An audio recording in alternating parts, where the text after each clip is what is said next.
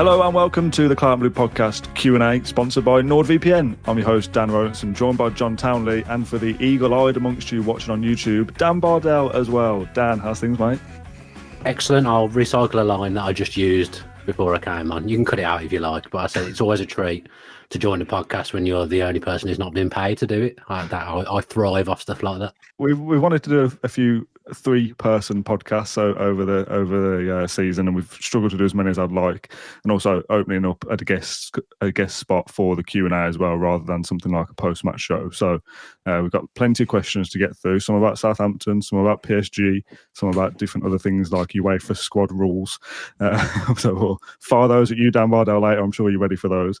Done all my prep. John, how are you, mate? You've been to Southampton and back with 3 points in the bag. Said after the game, during it, didn't really feel like we were ever under threat of not winning until around the 60th minute. I was still pretty confident, but then when Asensio missed that first penalty, like, oh, okay, we're in a game here. We need a goal desperately, and luckily, Ollie Watkins comes up with what was one of his best finishes in Claret and Blue, I would say. So, yeah, in the end, it felt like a bigger win than what I thought it would have felt like before the game, if that makes sense. Yeah. It feels like a bigger 3 points than when we were discussing it beforehand. So, yeah, really important win, even though it was just Southampton. Yeah, okay. Let's dive straight into the questions then. We've all done Southampton post-match thoughts in some variety. This first question's a real difficult one. When I first read it, I replied to it on social media and said, I actually think this is an impossible question, but I do have an answer now. Connor asks, if you can only win the games from one competition out of the next 4 games, 3 competitions, which one are you picking? So you can win just the Champions League game, you can win the 2 Premier League games, or you can win the 1 FA Cup game against Palace. You can't have any combination of those. Okay. You can only be victorious in 1 competition. So you can't win any of those 2 Premier League games? No, you can win the 2 Premier League games. Yeah, but if you choose Champions League, that means you've lost against City Newcastle. You lose all the others, yeah. Okay. Well, if you beat PSG, does that even mean you're going through? Well, exactly. That was my first thought. Like, oh, God, turning over the PSG result would be massive because we'd have For the sake of this, I think you should say, yeah, it does mean that. But it was like, well, you could win the game and still not go through. So, yeah, it probably is you're getting through to the semis. Yeah.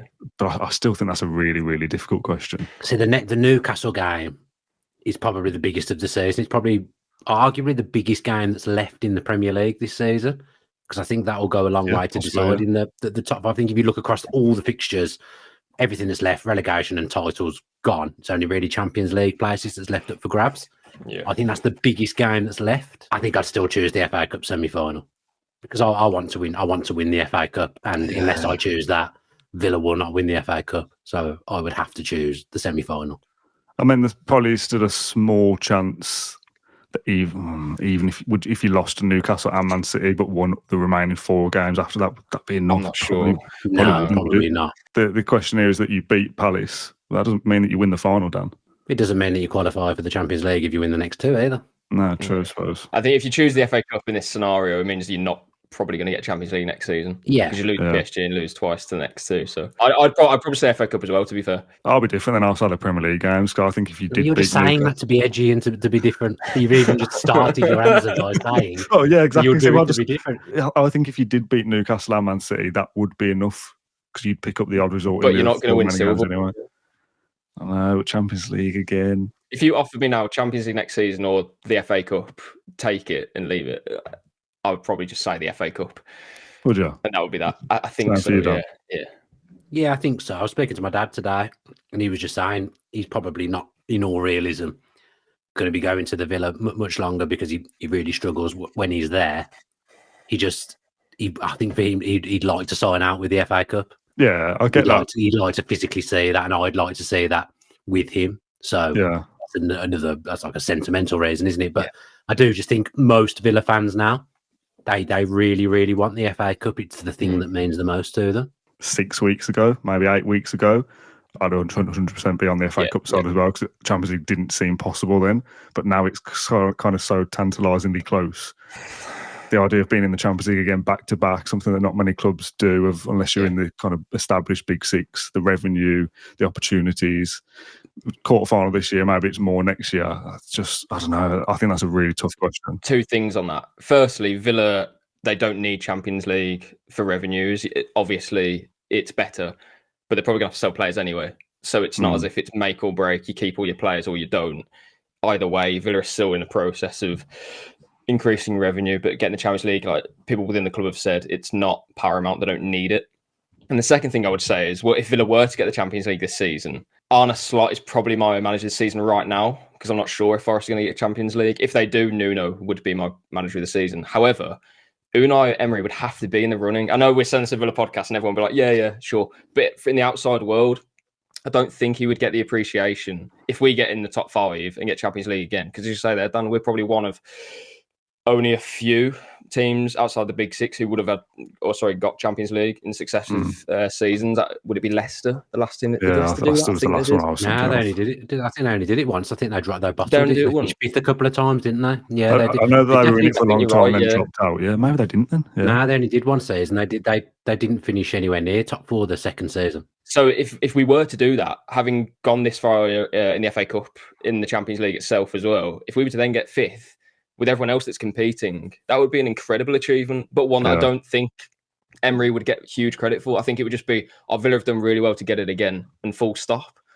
Yeah. But actually, if we were to do that, it would be absolutely massive. And you said in the post-match yesterday, I think, or maybe it was somewhere else, that last season it was, Villa in the Champions League, fantastic. But doing it again, that would be a better achievement. I'm not sure, but there'd be a debate about it. Let's move on to the second question. Hopefully we get a little bit easier as we go through these. From Eleanor, who asks, do you think that we need to beat both Man City and Newcastle?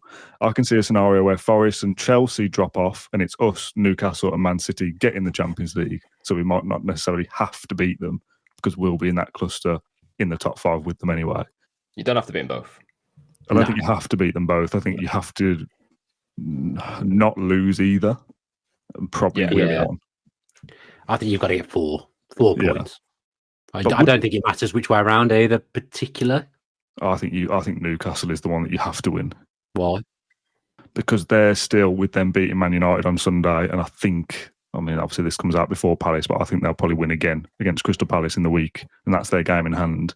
If we weren't to beat them, they're all, whatever we do, they can always still overtake us. Whereas if we were to beat them, that would then get us into a position. I know goal difference isn't as good. That if Villa do their job, Newcastle can't just keep. Villa have won. So have Newcastle though, and they've gone above us again. I think if you didn't beat them but did beat Man City, you'd still always have that thing of Newcastle can still catch you though. I think Newcastle and Man City are very similar in exactly what you've just said there, Dan. If we don't beat either one of them, it's going to be hard for us to overtake them at some stage, even though City don't have that game in hand. But their fixtures are really kind. The hardest 2 games, apart from Villa, are the last 2 against Bournemouth and Fulham. And both of those teams may not be playing for anything at that stage. So I think they're very similar. I think you've got to beat one of them just to take points off one of them. And then, of course, we need to win probably 4 and draw 1 to have a chance of 5th. Would probably be, I say a chance, that would be, maybe enough. In the last 10 years of Premier League fixtures, I was looking earlier, the average points total, I think, is like 67.5. So Villa need like 13 or 14 more points. So you're looking at around 4 wins and a draw would give you a great chance, basically. But that means 1 defeat. And if you did beat City and Newcastle as part of the 4 wins that you've got, obviously they're kind of worth more, aren't they? Because that club isn't getting anything that week. Dan, do you think 2 draws would still keep the dream alive? Because yes, you haven't gained ground, but it's 2 weeks have gone by where you haven't lost ground either. Yeah, I don't think it'd be a disaster to draw both. I do think we'll win one of those 2 games. I think a few weeks ago I was saying that Forest won't drop out because too much would have to happen for them to finish 6th. Yeah. But I think a couple of weeks later the landscape's completely changed now, and I think I'm just looking at the league table now. I think you may be looking at a scenario where Newcastle get 3rd. And then you're kind of up against, Forest, Man City and Chelsea then. And I haven't got all the fixtures in front of me, so it's very much fixture dependent. I think Newcastle might actually, because of this game in hand, it's maybe going to be them that ends up getting 3rd, which I didn't really foresee a couple of weeks ago. So then are you looking at that actually it's more important to win the Man City game than it is for the Newcastle game? You also... looking at Man City at the moment, I know they won at the weekend again, but after going 2-0 down, but you still look at them and think they're not the same. you feel like they're going to drop points in certain games. Pep seems to be experimenting a little bit. I mean, it would be disastrous for them not to get Champions League. It would be unthinkable because, I mean, it's not going to affect them, but season upon season, they would expect to qualify for the Champions League. So if they didn't, it would be a huge shock. But you're almost looking now as if Newcastle might end up getting third. And, you know, Chelsea are no great shakes at the moment, struggled against Ipswich today, drawn 2-2. Kind of, even if you discount Newcastle and Man City, you're then kind of going up against Forest and Chelsea and have the wheels come off against Forest a bit. I think Villa are better than Chelsea.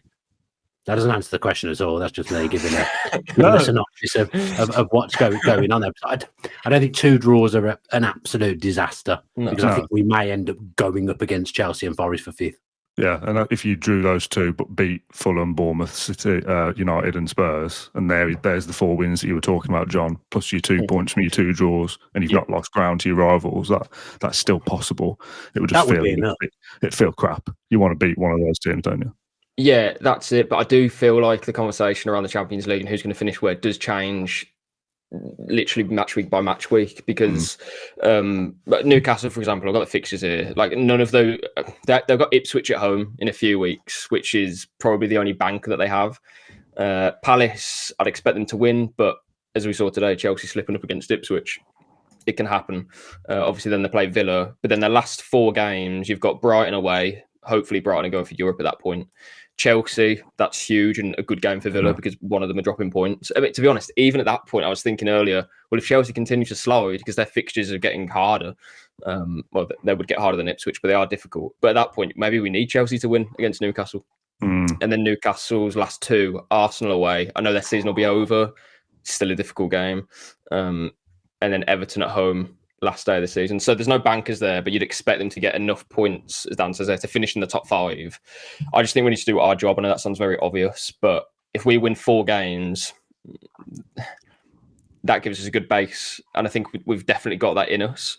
But you're right, the next 2, you have to win one if you're going to lose the other, or kind of the worst case scenario, not the worst case scenario, the thing that you would take if you really had to would be 2 draws, and then you're just going to have to win the rest of your matches. It's not ideal, but it's also not disaster. Disaster, I think, would be obviously losing both or just losing one and drawing one. I think this is completely up to Forest. Chelsea's games, I think, are too difficult, and I don't think they've got it in them to finish in the top 5 now. I don't see them finishing above those teams. I think it's just up to Forest for me. We've got the Everton game was huge. Result. Yeah, if Forest were to have beaten Everton, for me, that would be like, okay, they're nearly there. The fact they've lost, it's a big mentality challenge for them now. They've got players coming back from injury, granted, but there's a lot of pressure on them now to get over the line. And I was listening to a couple of their podcasts after the game, and they do feel tetchy now. This is like the first time in the season where they're really feeling like they're Nottingham Forest fans, is what they were saying. And we felt like that, like Villa fans as well previously, kind of being in a rut and getting out of it. But Forest, for me, they're the ones that we need to try and catch now. There's a conglomerate of teams that having a word. Good word. Of teams coming up against them now. So, and they're not used to being in this position. I think the critical thing for Villa is they've got the experience of last season, but I also think actually suits us kind of chasing it rather than being the ones that are sat there with something to protect. I think with Emery's elite mentality and the way he works with these players, I just think it's a good thing that we're chasing rather than already there. Obviously, I don't want them to, but Man City could win every game. I think they'll finish 3rd. And then I think it's a straight shootout between us and Newcastle and Forest for 4th and 5th, and one of us will be disappointed. Obviously, fingers crossed it isn't us.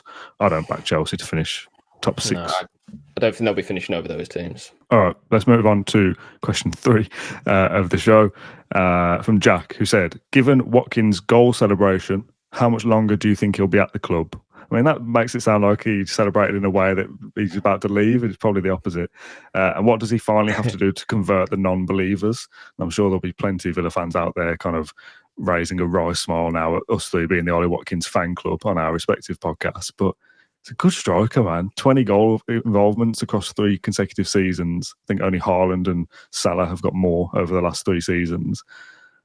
I can't believe there's still non-believers out there. Like, he misses chances, but he scores them. It's so frustrating. I just don't get it. We've talked about this to death, and I know you have, Dan, as well.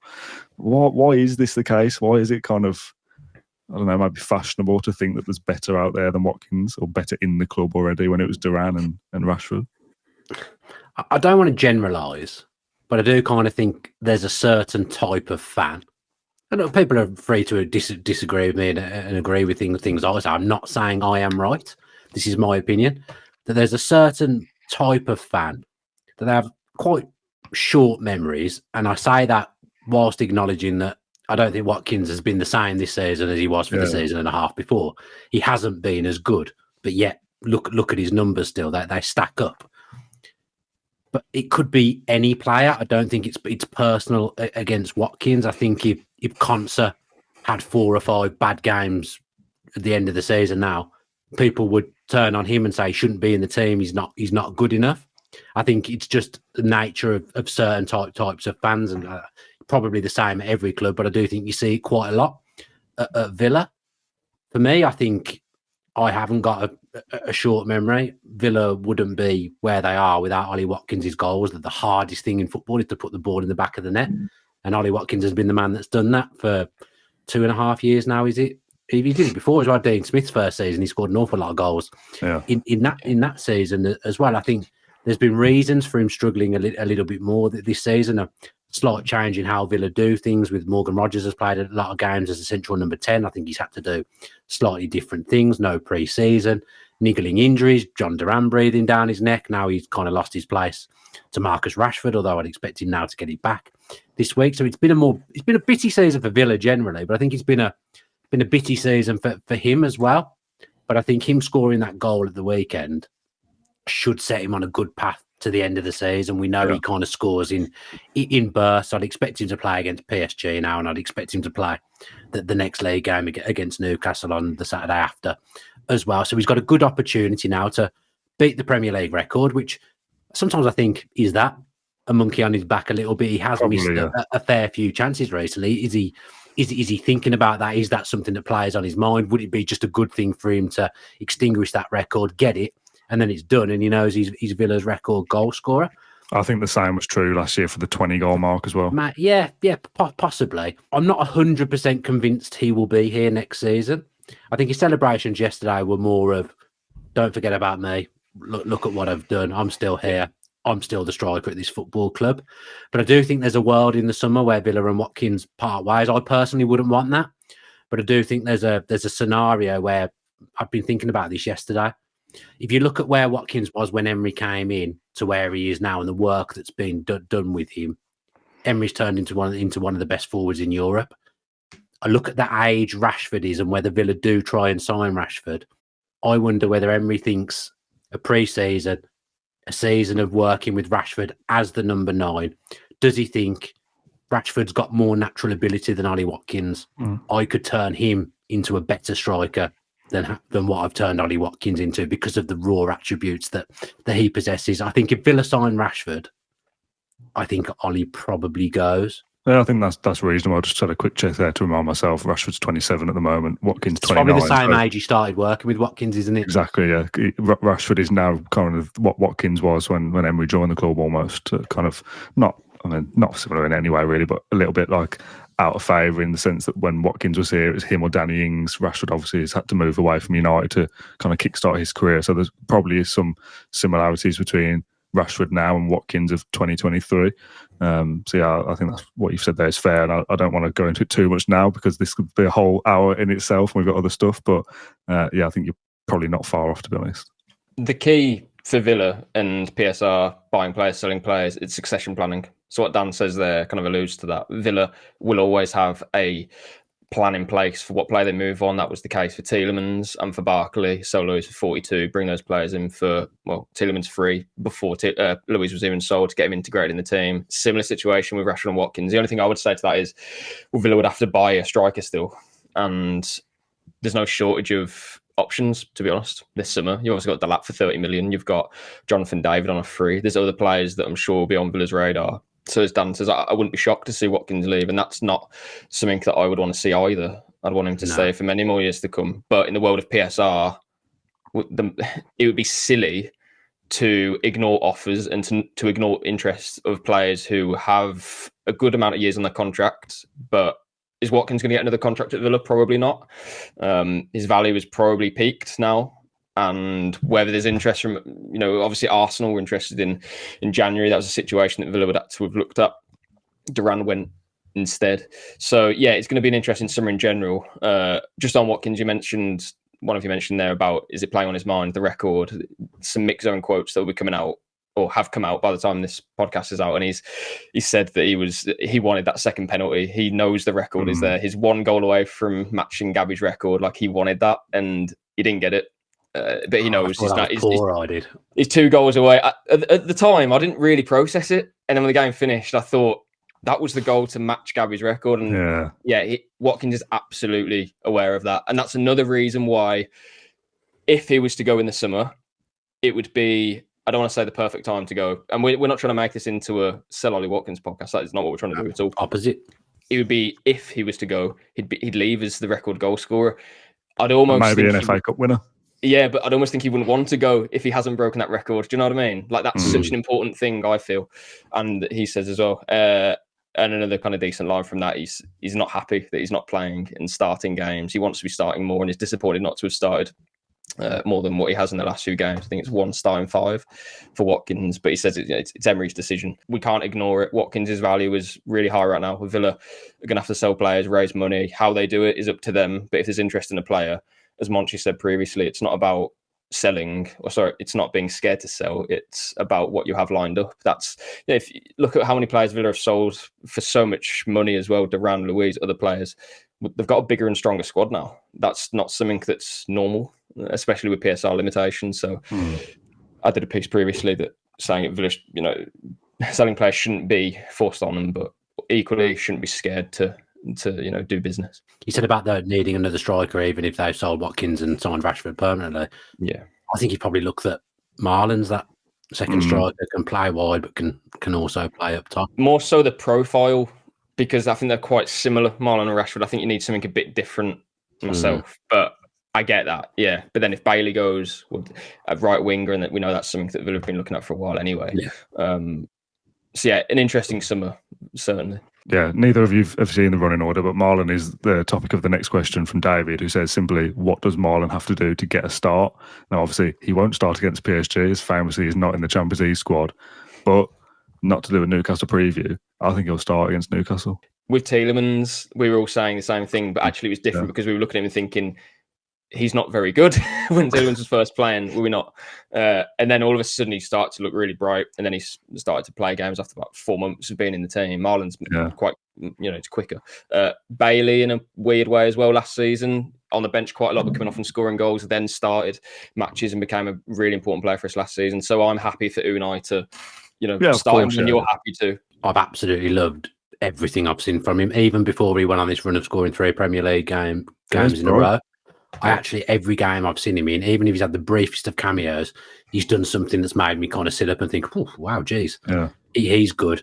I think he's, the goals he's been scoring, he's almost scored 2 identical goals in the Brighton game and the Southampton game yesterday. Great finishes, but so much power across the goalkeeper. I even think of that game he came on against Chelsea where we won 2-1, and all the noise after was about Asensio, and rightly so.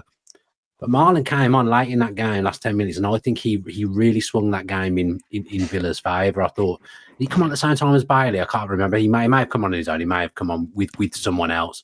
But I thought he really added something that day and pinned Chelsea back and enabled us to really force the pressure upon Chelsea.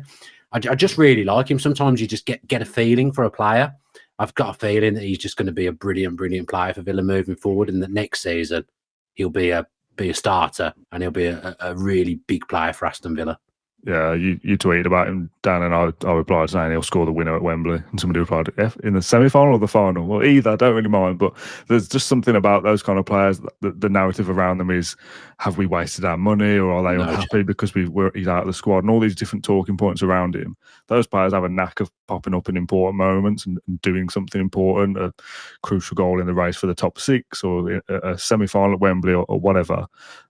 So Marlon's exciting, just to get you off your seat, as you said, Dan. And I remember when we signed him and we did our kind of like the lowdown on him with the Dortmund lads, the podcasters, they were saying that finish across the goalkeeper from the right hand side is like his trademark. getting shots away quickly, snapshots. I think they refer to it as gets the ball out of his feet, gets it away, kind of catches the keeper off guard sometimes. And again, that element of surprise or playing off of instinct is something that probably isn't throughout the rest of the Villa squad. Something just a little bit different, a bit quirky almost. Yeah, I like a player as well. Like Emery referenced that players are unhappy with not starting, and obviously what John's just said, Watkins is obviously one of those players, and I'm sure Malen is not enamoured with everything that's happened to him since he's come to Villa. But then you've got to do something. You got to show yourself, and I just think he's done that every time he's been on the pitch. And this run of 3 goals in 3 games, it's almost a bit. He's obviously playing a different position, but it's almost a bit Divock Origi-like, just that knack of turning it with an important goal. Someone who isn't starting games, but he's got that knack of scoring. And I agree with you. I think he's going to have a big moment before the end of the season. He's going to have a huge part to play. It probably will be from the bench. Yeah, but that's important. Next question from Daniel asks: do you think there is a call potentially to make regarding who is our captain next season, with John McGinn's game time slowly reducing? Tielemans would be a strong candidate for me. He's a mainstay for virtually every game. Obviously started every single game across the Premier League, Champions League and FA Cup. Has experience at every level and seems like a leader on the pitch. Now, I don't know whether I agree about a change of captaincy, but if there was to be one, I think Tielemans probably would be my shout for an outfield player anyway. I think the natural choice probably would be Martinez. He would just go to Emi, wouldn't it? You know he's going to start every game. He's Villa's most high-profile player. He's a big leader. But McGinn's not going to lose the captaincy. McGinn's not going to be going anywhere either. I think people have a strange idea about McGinn and the Villa need to lose him to move forward. I think that it's a good thing when he doesn't start games because that means that we're exceptionally strong. Everyone's fit, and that Emery's got a dilemma. Because if we play a cup final tomorrow, I genuinely believe that Unai Emery puts John McGinn in the team. He's in that starting 11 somewhere. And Unai Emery obviously rates him highly and thinks he offers something to the team. And I think he offers sometimes things that you don't necessarily see as a fan. Just him being on the pitch is a big thing for Villa. If he was to stay here for the next 3-4 years, you compare it to James Milner or Jordan Henderson at Liverpool, where you're still the captain, but you're not playing every week. But when you do play, you've got the armband, but then the armband would automatically pass on to Emi Martinez anyway, who is going to play every game. McGinn isn't going to lose the captaincy. He shouldn't lose the captaincy. He's going to play more often than not. Obviously, we've seen him on the bench recently, but we've been heavily rotating. And I just think if John McGinn isn't starting games, that shows what a healthy place we're in, and it's a good thing. Yeah, I quite like it when people that you know and like and trust their opinions share the same ones as you. Which is, sometimes we have to challenge each other, of course, and it's good to have different opinions. But you said, Dan, in your post PSG podcast that you thought he was man of the match. Now, when we came on to do ours, there was a handful of comments before we started saying like, McGinn's out of his depth. Is it finally time to get rid of him? Whereas I was going into the show to suggest him as one of our man of the match picks. And then I felt like, the audience, maybe I'm on my own here. Villa fans don't think he was very good. Then when we got to that section, there were some shouts from McGinn from the comments as well. But I saw yours and I saw other people. I think, John, you had him as one of your picks as well. And people who are like respecting the industry or whatever. He played well against PSG, and there's this idea that like we're better than him now, or we should be looking to replace him. But I totally agree with what you said there, and I said it myself a few weeks ago. If Villa get to the FA Cup final, and it's the same for this player as well, I think McGinn and Matty Cash both start the game, and they're two players that we're supposedly like better than and should be looking to improve. And maybe we can look to improve them from a squad perspective. But right now, in a massive game, they play. The McGinn out of the depth thing is I find quite interesting because I thought he was one of the ones that looked in depth. It's not a word or a phrase, is it? But I thought he was the bravest player in the Villa team. He was the one that was actually prepared when he got on the ball to take the game to PSG and travel with it. You compare him with, and I'm not trying to dig out Jacob Ramsey here, but I thought McGinn's performance was far superior to Jacob Ramsey, who I don't think would ever be suggested is out of his depth. So I think that's really interesting. I thought McGinn was by distance Villa's best player against PSG. They couldn't live with his physicality. Every time the ball went to him, he rolls them. Our goal came from literally that. One of the that's a moment that Villa fans won't forget. So no, I'm not going to talk about too much, but on McGinn as well, when I spoke to Conser and did an interview with him, I know the players I'm sure have referenced it too, but I spoke to Conser about the dressing room and how easy it is for Asensio and Rashford, Garcia and Disasi and Malen. A lot of changes coming into the dressing room, yet all of them have essentially hit the ground running. And that isn't, again, that's not normal to do, especially when you sell so many players, Duran, Buendia, all these other guys. And he mentioned that, it's part of the dressing room culture we've created. And specifically John McGinn, he always makes people feel welcome, obviously telling jokes, but also you wouldn't put it past him kind of going the extra mile to make sure people are well settled. And it sounds silly and it probably is worth nothing because the guy left anyway. But when I think it was one of John Duran's last games, McGinn and Duran are on the sideline and someone takes a free kick and they're having a little conversation and stuff, and then they're kind of joking about it. And then I don't know exactly what was said, but it just felt like, well, everyone knows John Duran's leaving. He's doing the kind of face thing to the cameras. It was all a bit weird for him there. I don't really know why he's in the squad, but McGinn's still there kind of having a joke and not making him feel unsettled in a situation where he probably didn't want to be in that because, I don't know, he's probably flying to Riyadh the next day. But even then, he was still his teammate and, not excluding him or anything like that. So, the guy is absolutely fundamental to the dressing room and the squad. And on the pitch, in Villa's hardest game for a lot of years against probably the best team we've played for however long, he's the best player. But we have to move past him. It's, to me, that's nonsense. Yeah, same. But it's weird how when you're doing these things, you just begin to doubt yourself. I was like, can I say McGinn as man of the match? There's people in the comments here saying he's well past it. Everyone's got their own opinion, I guess. Dan, I'm going to come specifically to you for this one because me and John have definitely answered this before from Cameron, who says, do you think that we want to keep Rashford or Asensio if we could only buy one of them? If it was just one, which one would you prefer? I don't like these questions because we don't live in that world where only one's possible. It's like maybe PSR makes it that you can only sign one. Can only afford to do one of them. From what I know, Asensio is pretty much a lock at this point to be happening. PSG will give him Villa for a favourable deal. They want his wages off. He's not going to play for them. He's settled in at Villa really, really well. I think that's a deal that will happen regardless. Rashford's a harder one to gauge because you don't know what he's thinking. You don't know what his camp's thinking. He's got people around him. You don't know if Villa don't qualify for the Champions League, whether he sees himself as being a Champions League player, wants to play at that level. Does the Champions League club come in for him? But that wasn't the question that I was asked at all. Nope. Which one would I rather? Purely on an age basis, probably Rashford.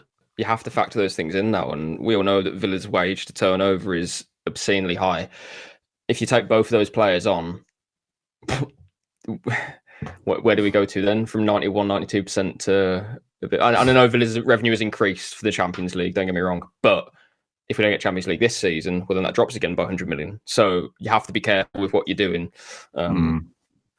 The good news, the club telling John that we don't need Champions League for revenue is I'm not expecting my Champions League ticket to be £100 next season if we I don't need the revenue. So I can pay a normal price for a ticket. That'd be nice. Actually, John, while you mentioned UEFA, let's get this one out of the way from Chris. Any truth behind the UEFA penalty for overspending on wages versus turnover? I saw somebody cite an article that Roma, I think it was, got a hefty fine and a European football ban for 1 year. Yeah. Now, if Villa were to break the rules, I don't think it would be that extreme, and it would be a slap on the wrist and a fine. Well, Roma's one case. There are other cases. Istanbul Başakşehir butchered that. Sorry, they got a 1 year suspension from European competitions, but that won't be for what Villa did. It will be for, I don't know, maybe numerous things and higher, more punishable things that they've done. I don't know, but I think Villa had a fine for a late submission of accounts last year, and now they're kind of in dialogue to, I presume, would it be a settlement, I guess, a financial penalty. I think Chelsea have also been kind of slapped with something as well. So, yeah, it's nothing kind of like major. Villa aren't going to be falling out of competitions or anything like that. But obviously, you need to stop annoying UEFA at some stage. And it kind of goes back to my point then of, well, if Villa's turnover is so high, next season, is it 70%, I think, wage to turnover? If Villa are looking at 90% now, again, we can't ignore that. If you want to compete at the top, you have to spend money. You simply have to do it consistently. You have to win games to get commercial revenue. Like, it doesn't make sense. The cycle doesn't work. Well, you have to break something at some stage. It doesn't help clubs get to what we're doing. And we're very lucky because we have, luckily, Unai Emery. Other clubs don't have him and won't have the luxury of having a top manager to get them to this stage in the first place. Dan says, should we all just be enjoying this squad depth whilst we have it? The squad looks genuinely like it has the depth required to compete right at the top, but with the ridiculous rules, it looks like it's going to be broken up in the summer. I mean, regardless of rules even, just injuries happen, and it's nice to have a fully fit squad to choose from. Dan, we were having a chat the other day, me and John, on maybe on the preview actually. Have Villa got the best, when everybody's fit, the best squad depth across the league? Well, interesting you've said that. I was going to do a video on that. Copying us again, unbelievable. I was a Jacob the other week and quite fancied doing a video on that because I genuinely believe that's true. I'm not saying Villa have got the best kind of team in the Premier League, because obviously we haven't, because we're not top of the Premier League. But I think if you look position to position, the level's small. Yeah, there's, other than a couple of positions, probably goalkeeper and maybe right back. I don't think there's many teams that can claim to have stronger kind of areas. I don't think it's anything to kind of worry about, that like the rules, because I think the squad size Villa have got now is the perfect squad size. It's quality wise, it's got depth. People can play in different positions, so they're not necessarily, if you don't play there, you could end up playing somewhere else. And I think if players move out, they'll be replaced. So I think we now finally got ourselves in the position where we actually have the right kind of numbers in the squad. And when people go now, they'll be replaced. So we shouldn't lose that depth. We might lose quality maybe in certain areas for a period of time while people get up to speed. But in terms of just pure numbers now, we're where we need to be, and I don't see that changing whilst Emery's there anyway. You've kind of built your unit off for an Emery side. This is what I want. This is the numbers. Five centre backs, 3 right back. Whatever it is. If one of those goes, well, I need to just sign that profile again to have that unit again. Yeah, we have 3 loanees, and I'm not sure if we can do that again next season and have the level of loanee that we have for a whole campaign, because we've needed them for the whole campaign. The reason why we're not in the top 5 right now is because we didn't have Rashford, Disasi and Asensio before. If we had, we'd probably be above Forest and really competing around where Arsenal are, to be honest. And even with this squad, you look at games like, I'm not going to go over all of them, West Ham, Ipswich twice, other team, you could look at probably 6 or 7 points to where we've dropped and think we really shouldn't have done that. So at least, it's not absolutely vital that we have this amount of quality for the whole campaign, but we've needed it now. My only worry is that, again, the wages thing, for example, Luca Dean on high wages, a year left on his contract. What do we do there? Do you sell him and then bring in another left back, and Maatsen is your starting left back? And I do think he's improved quite significantly, actually, Maatsen, in recent weeks. I thought he was good yesterday, really good. Yeah, I've liked what I've seen of him of late. But across the squad, I'm just thinking, well, we're going to lose 3 players at least. They're going to have to be replaced. That's money. We're going to have to bring money in. The summer's going to be absolutely fascinating, but the positive is that, as you say there, we found the number, the kind of the perfect amount of players we need for each position, and that will set us free. You can't forget as well that we do have 2 players that aren't even registered for the Champions League squad, so that it'll be hard to do that again. If you're going to bring in a player and guarantee them Champions League football, they will say, okay, but you best not sign another 2 players in my position, like the Malen case. It's happened now. Villa can't promise that as such without the player thinking twice. So, yeah, they're going to have to replace players, but equally, I'm not sure if it'll ever be this good in terms of the numbers. To be succession planning, though, is interesting that you mentioned. Do they look at, so let's say Disasi goes back to Chelsea and we don't sign him? Do they now look at it and think, well, we'll just give him Bogard a new contract? He's proved himself in the games he's played. Does he then become that backup to? Yeah, maybe. I wouldn't be surprised, and that's a good point that you raised there. This is something that only Unai will be able to trust. Can he trust Bogard next season?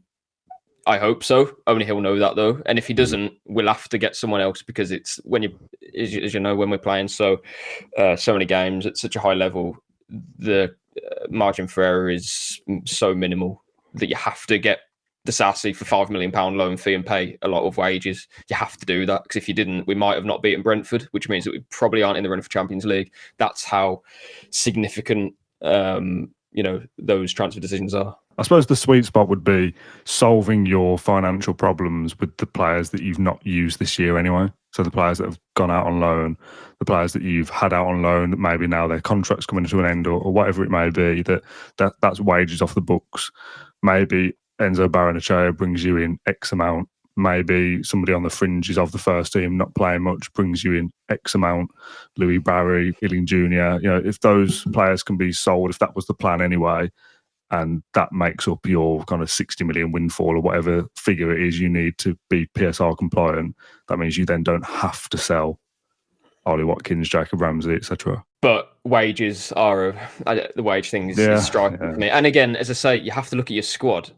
It would be so silly, and I said earlier, for Villa just to let these players, let their contracts kind of run down that little bit more, and all of a sudden their value was 60 million, now it's 35. That's a huge chunk of money. So you have to sell at the right time. That's crucial. No one wanted to see Douglas Luiz go, and we all thought, oh God, how are we going to cope without him? Tielemans is maybe a better footballer.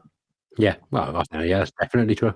Yeah, but that's my point of we can't be scared to sell players. It doesn't mean that all of a sudden we're weaker. You have to trust the recruitment team that have got us or helped Unai Emery get to this position that we're in now. So, it shouldn't be something that we're scared about. All right, straight swap, Dan. We sell Ollie Watkins to Arsenal for 65 million, and we use that money to sign Marcus Rashford and Liam Delap for roughly the same amount. Would you take that? Horrible question, that is. Yeah. I'd hate it, and it would upset me. But I think if you to put a sensible hat on, you probably do. Yeah. I don't wish to go into reasons why. This is the point we're trying to... Yeah, we don't want to see Ollie Watkins leave, but the Villa boardroom simply have to assess these situations. And it's not just Watkins, it's other players. There's always going to be a list of players that these guys aren't for sale. And I don't know this for certain, but Kamara will probably be one. They're obviously getting on a new deal. Rodgers, you'd like to think would be another, unless there's an absolute obscene offer. But apart from that, well, what players are in that category like Luiz was last season? So... yeah, these conversations will be happening. We're not doing it on a podcast to be controversial. They're happening. We'll talk more about the squad at the end of the season. That'll be good pre-season content or post-season content when we know where we are. It'll change every day as well. I know what competition we're in next season in Europe. It makes differences as well. Let's do a little PSG preview then. We've got 3 or 4 questions about PSG, so we'll do all those now to round out the show. In terms of the approach, I'll come to you first, Dan. Russell says, do we go for it out the traps versus PSG, get the fans going, but risk conceding an early goal? Or do we approach it similar to the away leg, keep it solid, and go for it in the final 20 minutes? It'll be somewhere in the middle of those two things. I think. Obviously, I don't think going all guns blazing in the first 10 minutes and getting caught on the break is a good idea, and I'm sure Unai Emery doesn't think that's a good idea either. I think... Is it risk versus reward, though? So what if you do score first in that first 5 minutes? I completely get that, but you're in danger of you get caught and the tie is completely over if they score first. We're not going to get that back as far as I'm concerned. Agreed. You look at the Bayern Munich game. I know it was a group game rather than a knockout game where you're already chasing a deficit, but an approach like that will probably be what we'll see. Emery's too smart to think that Villa can. I think there's too much risk in going all guns blazing too early in the game. I think we'll pick and choose our moments, but I don't see it as being we're going to sit as deep or defensive as we did in the first leg. I think if you to watch that 90 minutes of the Bayern game back, and we're obviously a better team then. We're a better team now than we were then. I mean, Christ, Villa played in that game for God's sake, so we've come on leaps and bounds. So did Diego Carlos. Since then, Diego Carlos played, I think if you were to watch that game back and look at the tactical setup of Villa, it'll be somewhere around that, I would say, in terms of how Villa line up. I thought Emery's post-match comments were really interesting, John. I don't know whether that was a post-match to TV or in the presser that you were in, but basically just coming out and saying, we'll win at Villa Park. It's pretty bold and not unlike him to come out and just be that set in stone. I thought he's giving himself some wiggle room because we could win and not go through, so we could win that game. No, but he's giving himself some wiggle room there with what he said, I think. Even so, though, I mean, we would all be disappointed if we were out of the tie, but if we came away from Villa Park on Tuesday and we've won 1-0, you'd still be a bit like, well, we have done that. We have a good go on the night. When he says we'll win at Villa Park, I think he meant more like, I believe we can win at Villa Park, rather than he didn't look down the camera or look us in the eyes and say, we're going to win at Villa Park. Like, it's more of because he did also say previously that he doesn't think that third goal changes the dimension of the game too much. And I kind of get what he's saying. It was an absolute sickener. But ultimately, Villa do need to score goals, 2, 3, whatever it is. If they score once in either of them, like, you're still going to have to win the game. And I get you get penalty shootout if we only lost 2-1 and 1-1 at Villa Park. But yeah, I'm with Dan. I think if you go full guns blazing from the start, you could score the first goal in the first 5 minutes and lose the game 5-1 still. PSG are that good. Their mentality will be play exactly the same way, which means they're going to make chances. I think Villa are going to do really well to keep a clean sheet in the match. Obviously, if they do, then they've got a much better chance. They're going to have to score goals still, but that doesn't mean flying at them from the first minute. I think you've also got to limit the chances that PSG have in that first half. Yeah. We said in the previous video, actually, didn't we? Would you take a 1-0 in the 90th? Go on, I'll take you up for it. Adam says, if we were to take the lead on Tuesday, would you rather it be in the 7th minute, knowing you've got pretty much the whole game for either side to score again, or in the 70th minute, or let's say maybe slightly later, but that's the first goal, and knowing that the final 10 or 15 minutes is going to be chaos? It's the latter, isn't it? Obviously, the latter, quite comfortably. Yeah. Totally agree. The excitement of scoring early and scoring first, amazing. Maybe you then go and score the second quickly, like against Forest and Celtic, but you've got 80 minutes to hold on to whatever that is. You don't want to annoy them, I don't think. I think we annoyed them on last week. If it's 0-0, if it's 0-0 still with 10 minutes to go and then Villa score, that final 10 minutes would be unbelievable. That's when you throw the kitchen sink at it. Exactly. Concede, so what? It doesn't matter. You go and try and score another 2 or 3. I would back us to do it as well, genuinely. I can see the whole 10, just the scene of it would be enough for PSG just to melt. Like any team could melt under that situation. So exactly. Yeah, you don't want them to grow in the game. And they could do that if we score the first goal in the first 10 minutes. You need it to be competitive. We get a moment, take it, and then because their mentality will be tested then, like I said previously in the episode about like Forest, football at this stage in the season is all about how you approach it mentally. And some of those players are experienced in the Champions League, but some of them aren't. They're really not. Like João Neves, they've played in the Champions League, but they're still young. Vitinha, still young. Well, we touched on this a little bit in the reverse fixtures preview. That again, Dan, you maybe can call us out for being silly here because I'm sure you didn't watch it. There will be there was a handful of players, Villa players, that will have played at the Parc des Princes before for other clubs, obviously, and they'll have known what the atmosphere was like. Tielemans, Disasi, Kamara, Rashford. There was a handful of 7 or 8 players, I think. But we had it down to, I still think this is true, none of PSG's players have ever played at Villa Park before. If the atmosphere is good and Villa are winning, does that hold any bearing if all of a sudden this is something we're not used to? Did Vitinha play for Wolves? I think he was on the bench. But it was the lockdown year, so there was no lockdown season. Because I think it's different. An English ground creates a different atmosphere to a French ground or a German ground or an Italian ground. They're all different, aren't they? And hostile in their kind of own way. But I think what Villa Park will do, I don't think it necessarily makes it hostile for the opposition, but I think it can galvanise the home team more so than a French crowd can galvanise their team. Do you see what I mean? Yeah. They make it more difficult for the away. I don't know how I quantify that, but I 100% agree that that's true. Yeah. I think just my opinion, but when I go to away games, it's often constant noise. It might be a drum, it might be a whistle or something, and you kind of forget that the noise is even happening. But in English ground, in the moment, it can all of a sudden just spike, and it's like, oh my God, and you're kind of caught up in it, and it's like a storm. That's, I think, the way I would explain it. I don't know whether this is factually accurate from Villa Fan 1988. It says, we win a lot more games with Onana in the starting 11. Don't know if that's true. Let's just go with it. Does he start against PSG with Tielemans slightly further forward, so Kamara and Onana and maybe Tielemans ahead of them? His athleticism and profile is unique in the squad and could help us against the technical PSG midfield. Sometimes you can just dress stats up to kind of read what you want them to read. I'm not saying there's nothing in it, but I don't think he necessarily... Like I'm saying, if Villa had a cup final tomorrow, I don't think Onana's picked. I agree. Because I think in that scenario, Onana and Kamara might be decent and maybe as good as, in theory, Kamara and Tielemans. But I don't think Tielemans further forward is as good as Rodgers, McGinn, Asensio, Rashford, somebody else playing that number 10 role. Yeah. I maybe think for the PSG game, though, if you did, let's say you play it paired Onana with just say you're going to go for it a little bit more, obviously, having that firmer central midfield and then having Tielemans further forward and probably Rodgers one side and Ramsey the other side and whoever up front, you're kind of taking the shackles off the players that are that are further forward, and they might give us, that to sound like Stephen Gerrard, they might give you a moment of magic because they've got a little bit more freedom. I can see a world where it's sensible to play Onana and Kamara in that one, and unfortunately maybe lose a McGinn or an Asensio just to kind of firm it up in transition. But then can you lose McGinn when he's the man of the match from a Villa perspective in the other fixture? I'm unsure McGinn starts on Wednesday anyway. Obviously, we're not going to do an actual match preview. This is, that effectively. So give me an 11 then, John. Who do you think is going to play at Villa Park? Martinez, Cash, Konsa, Torres, Luca Dean, Kamara, Tielemans, Asensio is the 10.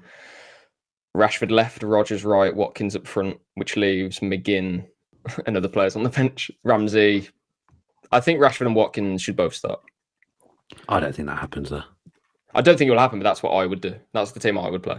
I agree with all that, but I do think McGinn will be in there. This isn't a game where we're going to be 3 or 4-0 up, right? And we don't need to make changes to go for it. I can't see that at all. This is going to be a game where we're going to have to go for it in the final 60 minutes, from the 60-minute onwards. We're going to have players coming off the bench to make an impact. So, yeah, that's why I didn't play Maatsen, but I would bring him on. Maybe that's why Rashford would start, to be fair.